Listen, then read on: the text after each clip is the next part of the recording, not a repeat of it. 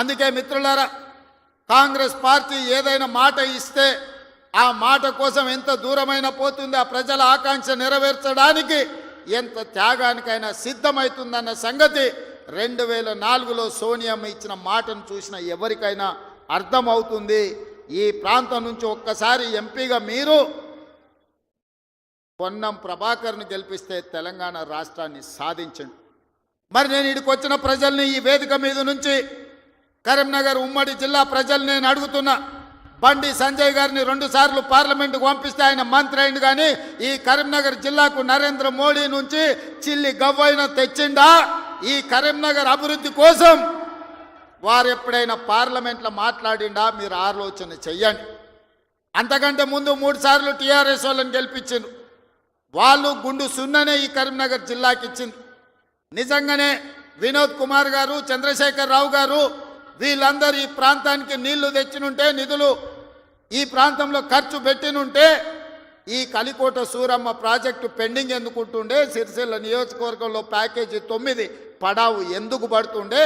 ఈ దేవుడు రాజన్న కోడె దూడలను ఇచ్చి కోరికలు నెరవేర్చే రాజన్న మందిరం 10 సంవత్సరాలు పడావు పడ్డట్టుగా ఎందుకు ఉంటుండే అని నేను ఈ మిత్రులను అడుగుతున్నా.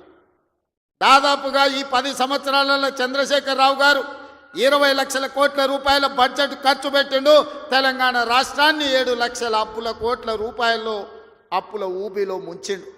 7 లక్షల కోట్ల రూపాయల అప్పు తెచ్చిన చంద్రశేఖర్ రావు, 10 సంవత్సరాలలో 20 లక్షల కోట్ల రూపాయలు ఖర్చు పెట్టిన చంద్రశేఖర్ రావు 100 కోట్లతోని రాజన్న దేవాలయాన్ని పూర్తి చేయలేకపోయిందా? ప్యాకేజీ నెంబర్ 9 సిరిసిల్లలో ఎందుకు పడావు పడ్డది? కలికోట సూరమ్మ ప్రాజెక్ట్ ఎందుకు పూర్తి కాలేదో మీరు ఒక్కసారి ఆలోచన చేయండి. ఇవాళ మీ రోడ్లు వెడల్పు విషయంలో కానీ, మీరు ఆనాడు ఎమ్మెల్యేగా ఎన్నుకున్న ఆయన 3 సార్లు గెలిచినట్టున్నాడు. ఆయనను గవ్వాలంటే మీరు జర్మనీకి పోవాల్సిన పరిస్థితి ఉండే. కానీ ఇవాళ ఆది శ్రీనివాస్ మీరు పోవాల్సిన పని లేదు. మీ గల్లీకో, మీ తండాకో, మీ ఊరికో రోజు దయ్యం పట్టినట్టే తిరుగుతుండే ఆది శ్రీనివాస్. ఆయనకు పట్నం ఆడుందో తెలియదు. అసెంబ్లీ ఉన్నప్పుడు పట్నం వచ్చిందంటే పైగో ఇన్ని కాగితాలు పట్టుకొని వస్తాడు నా దగ్గరికి. మీ ఎమ్మెల్యేని చూస్తేనే నాకు భయం అవుతుంది, మళ్ళీ ఏం తెచ్చి కాగితం చేతిలో పెడతాడో, మళ్ళీ ఏం అడుగుతాడో అని.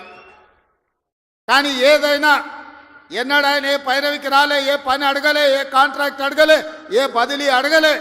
ఈ వేములవాడ నియోజకవర్గానికి దాదాపుగా 35 ఏళ్ల నుంచి వివిధ హోదాలలో నేను పనిచేసిన, ఇండిపెండెంట్గా నిలబడ్డా, పార్టీ నుంచి నిలబడ్డా, నన్ను ఆశీర్వదించి హక్కును చేర్చుకొని నన్ను గుండెల్లో పెట్టి చూసుకున్నారు. నాకు ఒక అవకాశం వచ్చింది, నా జన్మ ధన్యమవుతుంది. పనులు చేస్తే మీరు సహకరించాలి. నాకు పదవి ఇవ్వకపోయినా పర్వాలేదు, కానీ నా ప్రాంతానికి ప్రాజెక్టులు ఇవ్వండి అని మీ ఆది శ్రీనివాస్ కాగితాలు తీసుకొచ్చి ఇచ్చి ప్రాజెక్టులు అన్నీ కూడా తెచ్చుకున్నాడు. నాకు కూడా ప్రజల కోసం, ప్రాంత అభివృద్ధి కోసం అడిగే ఎమ్మెల్యేలన్నా, ప్రజాప్రతినిధులన్నా నాకు కూడా చాలా ఇష్టం. సిరిసిల్లలో అన్ని పనులు చెయ్యాలనుకున్నా, అంతా సవ్యంగా జరిగింది. కానీ సిరిసిల్లలో తప్పిదం జరగడం వల్ల ఈరోజు సిరిసిల్లలో కేకే మహేందర్ రెడ్డి మనకి ఎమ్మెల్యే కాలేదు. కానీ సిరిసిల్ల ప్రాంతాన్ని నిర్లక్ష్యం చేయదలుచుకోలే. సిరిసిల్ల ప్రాంతాన్ని అభివృద్ధి చేస్తాం, అందుకే మెడికల్ కాలేజ్ మంజూరు చేసినాం. అదేవిధంగా మా చేనేత కార్మికుల కోసం యాడ్ను డిపో రాజన్న సాక్షిగా వేములవాడలో ఈరోజు పెట్టినాం. ఈ ప్రాంతంలో ఉండే నేతన్నల్ని, గీతన్నల్ని, గల్ఫ్ కార్మికులను ఆదుకోవాలనేది మా విధానం. గల్ఫ్ కార్మికుల విషయంలో మా మేడిపల్లి సత్యం కావచ్చు, మా డాక్టర్ కవంపల్లి సత్యనారాయణ గారు కావచ్చు, పెద్దలు జీవన్ రెడ్డి గారు, ఆది శ్రీనివాస్ ఈ ప్రాంత జగిత్యాల కోరుట్ల ప్రాంతం నుంచి ఇక్కడ నుంచి వలసలు పోయే గల్ఫ్ కార్మికుల గురించి గల్ఫ్ బోర్డు పెట్టాలి. గల్ఫ్ కార్మికులు అక్కడికి పోతే ఏదైనా ప్రమాదం జరిగి గల్ఫ్ దేశాలలో, మిడిల్ ఈస్ట్ కంట్రీలో చచ్చిపోతే కనీసం ఆ కుటుంబాలు శవాన్ని కూడా చూసే పరిస్థితి లేదు. ఆ కుటుంబాలను ఆదుకునే పరిస్థితి అంతకంటే లేదు. వాళ్ళ పిల్లలు అనాథలైపోతున్నారు. ఆ కుటుంబాలను ఆదుకోవాలని పాదయాత్ర సందర్భంగా చెప్తే మన ప్రభుత్వం, ప్రజాప్రభుత్వం గల్ఫ్ కార్మికులను ఆదుకోవడానికి బోర్డుతో పాటు అక్కడ ఎవరైనా ప్రమాదవశాత్తు చనిపోతే 5 లక్షల రూపాయల నష్ట పరిహారం ఇవ్వాలని ఇవాళ గల్ఫ్లో చనిపోతున్న వాళ్ళ కుటుంబాలకు నిన్ననే చనిపోయిన వాళ్ళందరూ కూడా ఖాతాలో 5 లక్షలు పడ్డాయని నేను భావిస్తున్నా. ఎందుకంటే నేను బయలుదేరే ముందు నిన్న వరంగల్లో మా అధికారులకు ఆదేశాలు ఇచ్చిన. గతంలోనే నేను కొంతమంది బాధితులు ఉంటే సెక్రటేరియట్కి పిలిచి వాళ్ళకి చెక్కులు ఇవ్వడం జరిగింది. నేను ఎందుకు ఈ మాట చెప్తున్నంటే ఈ ప్రాంతంలో ఉన్న చేనేత కార్మికులు, బీడీ కార్మికులు, ఈ ప్రాంతంలో వలసలు ఎక్కువ. పాలమూరు నుంచి తట్ట పనో, పార పనో, మట్టు పనో, లేకపోతే బొంబాయో, దుబాయో పోయే పరిస్థితులు ఉంటే ఇక్కడ పూర్తిగా గల్ఫ్, మిడిల్ ఈస్ట్ కంట్రీలకే వెళ్తున్నారు.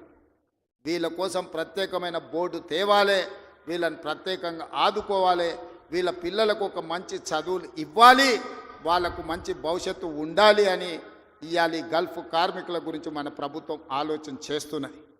తప్పకుండా తొందరలోనే ఇప్పుడు 11వ నెలలు ఉన్నాం. 10 నెలల్లో 4 నెలలు పార్లమెంట్ ఎన్నికలకే పోయినాయి. మీకు తెలుసు, మనం సరిగ్గా పరిపాలన చేసింది వచ్చిన కొత్తలో కొత్త సంసారమే 2-3 నెలలు. ఆ తర్వాత 4 నెలలు పార్లమెంట్ ఎన్నికల్లోనే పోయినాయి. 7 నెలలు తీస్తే సరిగ్గా కుదురుగా కుర్చీలో కూర్చొని సచివాలయానికి పోయి అధికారులతో మాట్లాడి పరిపాలనపరమైన నిర్ణయాలు